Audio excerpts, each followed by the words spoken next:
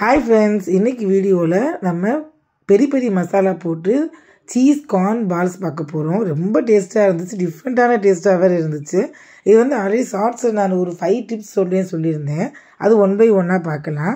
First உருளைக்கிழங்கை வேக வச்சு இந்த மாதிரி துருவியோ இல்லை கையில் பிசைஞ்சோ எடுத்துக்கலாம். அதுக்கப்புறம் ஃபஸ்ட்டு டிப்பு இது, அந்த ஸ்வீட் கார்ன் வந்து உப்பு போட்டு வேக வச்சுக்கோங்க. மிக்சியில் வந்து ஒன்றும் பாதியமாக அரைச்சிக்கோங்க. இல்லைன்னா அப்படியே போட்டிங்கன்னா கண்டிப்பாக நீங்கள் ஆயிலில் போடும்போது வெடிக்க தான் செய்யும். ஸோ இது வந்து நல்லா ஒரு தடவை ஒன்றும் பாதியமாக அரைச்சி எடுத்துக்கோங்க. அப்புறம் வெங்காயம் கொஞ்சம் போட்டுக்கோங்க. இது பெரிய பெரிய மசாலா இப்போ எல்லா டிபார்ட்மெண்ட் ஸ்டோர்லேயும் கிடைக்கிது. இது 1 ஸ்பூன் எடுத்துக்கலாம். ஆரிகானோ ஒரு 1/2 ஸ்பூனு, கொஞ்சமாக உப்பு. நெக்ஸ்ட்டு வந்து இது சில்லி ஃப்ளேக்ஸ் போட்டிருக்கேன். ஸோ இந்த காரமே போதும் உங்களுக்கு. பெரிய பெரிய மசாலையும் கொஞ்சம் காரம் இருக்கும். ஸோ இந்த காரமே போதும், எக்ஸ்ட்ரா சேர்க்க வேண்டாம். இது பிரெட் க்ரம்ஸ் கொஞ்சம் போட்டுங்க, நல்லா கிறிஸ்பியாக இருக்கும். கொஞ்சமாக கொத்தமல்லியை குட்டி குட்டியாக சாப் பண்ணி போட்டுக்குங்க. நல்லா கலந்துக்கலாம். இப்போ எல்லாத்தையும் சேர்த்து உப்பு, அந்த பெரிய பெரிய மசாலா எல்லாமே கலந்துக்கலாம். ஒரு டிஃப்ரெண்ட்டான டேஸ்ட்டு கொடுத்துச்சு, ரொம்ப நல்லா இருந்துச்சு அது. அப்புறம் இது வந்து கார்ன்ஃப்ளவர் மாவு ஒரு 2 ஸ்பூன் நல்லா முறுமுறுன்னு வரத்துக்காக சேர்த்துக்கலாம். அப்புறமா கொஞ்சமாக வந்து மொசரெல்லா சீஸு, துருவி வச்ச சீஸில் வந்து ஒரு ஸ்பூன், நல்லா பெரிய ஸ்பூனாக அதுவும் போட்டுங்க, சீஸியாக நல்லாயிருக்கும். இப்போ எல்லாத்தையும் சேர்த்து நல்லா மொத்தமாக பிசைஞ்சிக்க. கொஞ்சம் கூட தண்ணியே சேர்க்கக்கூடாது. இதில் இருக்கிற அந்த இதே சரியாக இருக்கும், மாய்ஸ்சரே சரியாக இருக்கும். இப்போ கையில் நல்லா எண்ணெயை தடவிக்கிட்டு குட்டி குட்டி பால்ஸாக பண்ணிக்கலாம். நெக்ஸ்ட்டு வந்து அந்த செகண்ட் டிப் என்னென்னு பார்த்தீங்கன்னா, அந்த சீஸ் வந்து எப்பயுமே அந்த சீஸ் க்யூப்ஸாக இருக்கும் பார்த்தீங்களா, அது வாங்கினாலும் துருவி வச்சுக்கோங்க. ரூம் டெம்பரேச்சருக்கு வச்சுக்கோங்க. அந்த க்யூப்ஸை வந்து அப்படியே கட் பண்ணி ஃபுல் க்யூபாக வந்து உள்ளே வைப்பேன். அது வைக்கவே கூடாது. அது வந்து சம்டைம்ஸ் பொரிக்கும்போது அது சீஸியாகவே வராது, அப்படியே இருந்துடும். இங்கே பாருங்கள், இந்த மாதிரி துருவி தான் வைக்கணும்.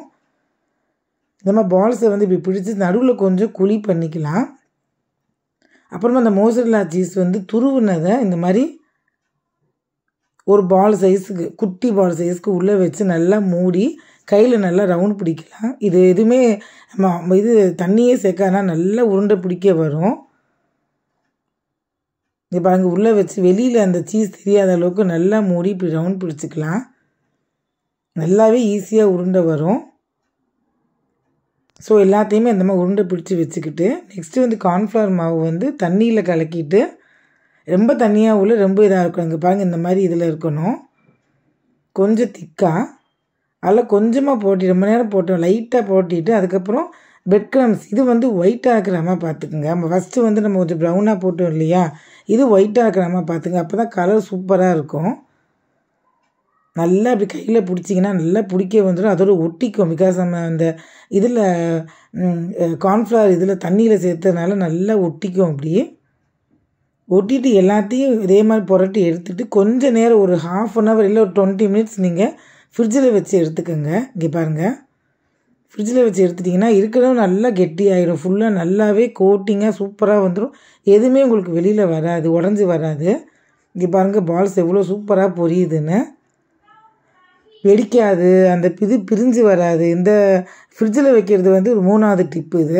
இதையும் நீங்கள் நோட் பண்ணிக்கோங்க. நல்லா இந்த மாதிரி கொஞ்சம் கொஞ்சமாக போட்டுடுங்க. அதுவும் இந்த பவுல் வந்து இது வந்து நல்லா இதாக இருக்கணும், பெரிய பவுலாக இருக்கணும். இப்போ இந்த இது நான்ஸ்டிக் பேன் மாதிரி வச்சு பண்ணக்கூடாது. பால்ஸ் எல்லாமே உள்ளே நல்லா மூழ்கிற மாதிரி பேன் எடுத்துக்கோங்க. இது 4th டிப்பு. இப்போ பாருங்கள் எவ்வளோ சூப்பராக சீஸியாக வந்திருக்குன்னு, அவ்வளோ நல்லா இருக்கும். சீஸ் அப்படியே எவ்வளோ நேரம் ஆனாலும் மெல்ட் ஆகாமல், இது கெட்டி ஆகாமல் சூப்பராக வரும். இது உள்ளே வச்சுட்டு இந்த மாதிரி பால் பண்ணிக்கிங்களா, ஃப்ரிட்ஜுக்குள்ளே வச்சுட்டு 4 days வரைக்கும் அப்பப்போ 2 எடுத்து பொரிச்சு கொடுக்கலாம். அங்கே பாருங்கள் எவ்வளோ நல்லா வருதுன்னு, சூப்பராக இருந்துச்சு டேஸ்ட்டு கூட. இதே மாதிரி நீங்கள் செஞ்சுப்பாங்க. டிப்பெல்லாம் இதே மாதிரி ஃபாலோ பண்ணி செஞ்சு பாருங்கள், ரொம்பவே நல்லாயிருக்கும். பசங்க விரும்பி வாங்கி சாப்பிடுவாங்க. இங்கே வீட்டில் பண்ணது யாருமே நம்ப மாட்டாங்க. செஞ்சு பார்த்துட்டு கமெண்ட் ஷேர் பண்ணுங்கள். தேங்க்ஸ் ஃபார் வாட்சிங்.